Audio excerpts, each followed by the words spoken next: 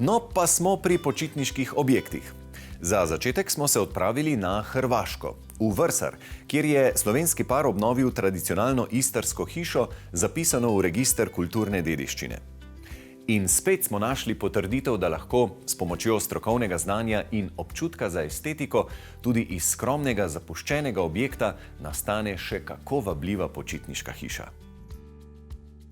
Sanje mnogih. Majhna kamnita hiška v idiličnem obmorskem mestecu, kakšno uro in pol iz prestolnice. Morja se sicer neposredno ne vidi, je tamle za vogalom, zato pa njegova modrina odseva v premnogih detajlih in odtenkih.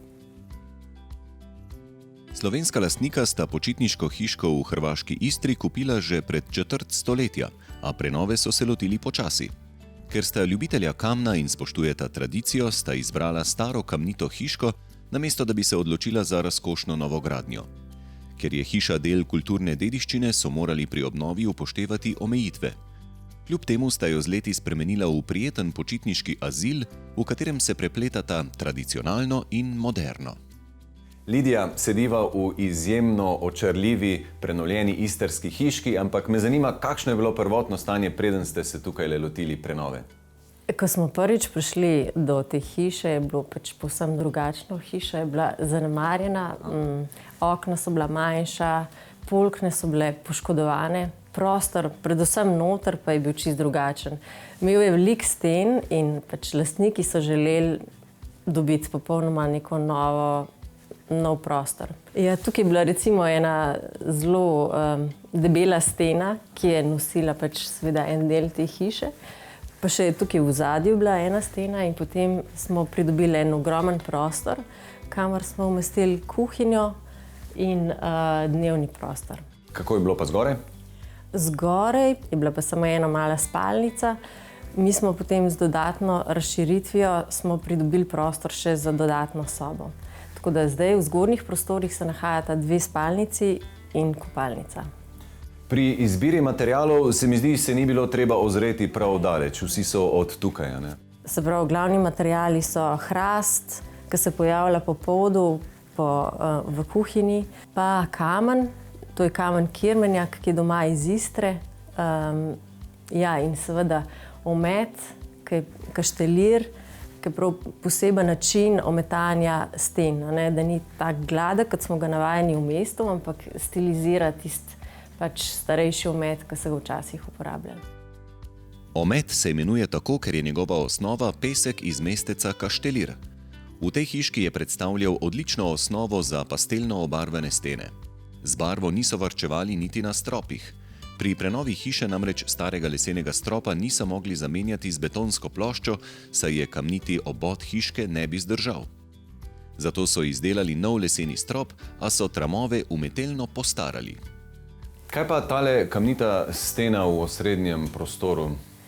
Tu pa je suhozid. Moram povedati, da vzadaj za to hiško je kaštel, to je pač prominentna stavba v Vrsarju, kamor so včasih hodili poreški škofje na počitnice, ki so bile pa take manjše hiše, ki so verjetno služile za kakšne servisne prostore in ti so bile vse narejene iz kamna, ker včasih so bile starejše hiše, tiste, ko so bile bogate, so bile ometane. Iz česa so pa tele stopnice? Stopnice so v bistvu zidane, ampak so obdelane na način, da zgleda kot štokan kamen, sicer pa je beton. Pri snovanju prenove so morali upoštevati, da ima hiška le 67 kvadratnih metrov. Zato so prostore maksimalno izkoristili.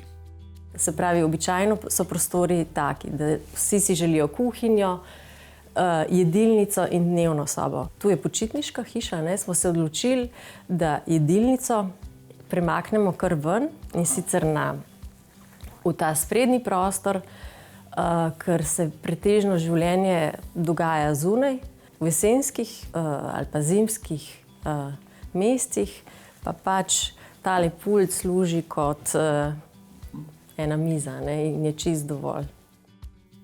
Premišljena obnova je temeljila na popolnem upoštevanju okolja, v katerem stoji hiška, torej Sredozemlja in hrvaške Istre. Kljub posodobljeni opremi so želeli ohraniti podeželski vtis. Sama izbira materialov v bistvu da občutek, da je hiša rustikalna, ne. Če bi uporabljali malo drugačne materiale, bi bila ta hiša lahko zelo minimalistična, ne. Izbira materialov pa pol naredi ta mediteranski čar s posameznimi kosi, starinami, pa smo vseeno hoteli pač vnesti nekaj tega, kar je nekdaj bilo, ne. Saj to je malo nekih kosov, recimo tista tehtnica, ki smo jo našli tukaj v bližini. Potem gor bomo videli šivalni stroj, ki hkrati služi kot ograja. V preprostem kaminu v dnevnem prostoru menda pogosto zakurijo. Kamin se nadaljuje v zidano klop. Barve imajo v tej hiši pomembno vlogo, tako znotraj kot na pročelju. Tega si zapomnimo po očarljivih, modro obarvanih naoknicah. Torej, polkna so intenzivno modra, ker mimo te barve človek v istrskem mestecu skoraj ne more, ne? Ne, sej v bistvu se ta modra praktično izgubi, ko je poleti pač ne bo tako modro. Intenzivne barve v zelo močni svetlobi niso tako intenzivne, ne.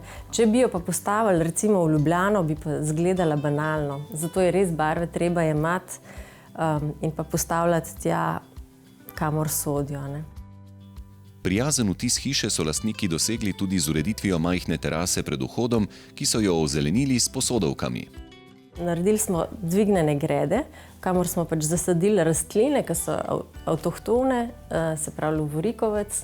Posadili smo pasijonko, ki smo jo pač speljali okoli vrat, limono, rožmarin, se pravi, da se lahko takoj skuha pašta, a ne? Tako da začimnice, ne? Se pravi, da je pač, da niso samo okrasne rastline, ampak da so tudi dejansko uporabne. Kot smo rekli na začetku prispevka, tole so uresničene sanje mnogih. Prijazna hiška, v kateri nas namesto luksuza očara domačnost.